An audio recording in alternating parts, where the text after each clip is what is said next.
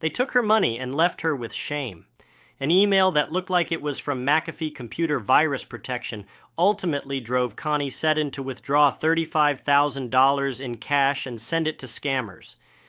She says the email looked real to her, and the people she called created a sense of urgency. "I was just checking my emails," said Connie Seddon. "I'm not a technological person, but it looked all right." When Connie Seddon saw an email that looked like it was from McAfee Computer Security, its message that she would be billed for an upgrade seemed legitimate. "I didn't want to do that, which is why I called. They said if you don't want to be billed, you need to call us in the next 24 hours, she said.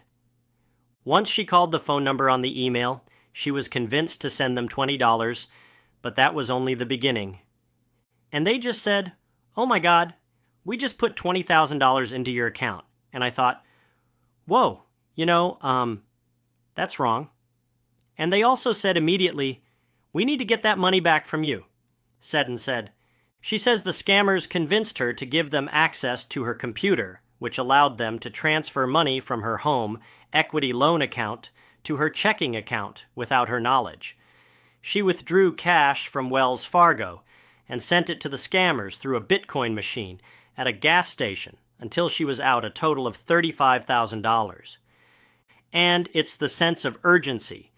During this whole transaction, they called me and disconnected, called, disconnected, called, disconnected, which set me off.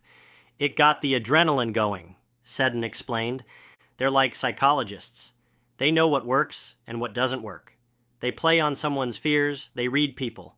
But when they sense a victim is going to follow them, they'll boss them around, said Brian Watson, Community Outreach Specialist for Resources, Outreach for Safeguarding the Elderly.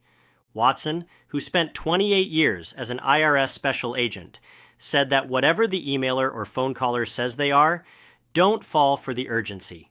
Contact the legitimate website or call someone even if the callers or emailers say not to.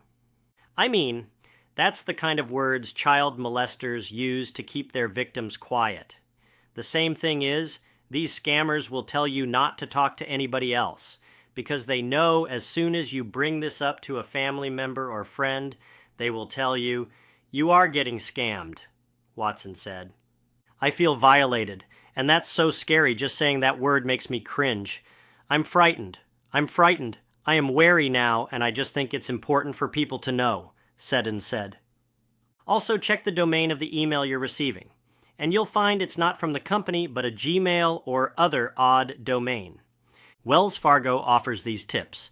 Trust and verify. Verify before you trust who is contacting you and who you are sending money to. Don't trust caller ID. Scammers can spoof legitimate numbers. Don't be pressured or rushed into making a transaction. Don't share personal information. Never give out passwords, PIN numbers, or access codes. We won't call and ask for those. Ask or tell someone you trust. These are all very helpful tips.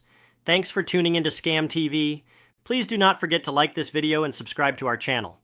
Take care and tune back in here soon.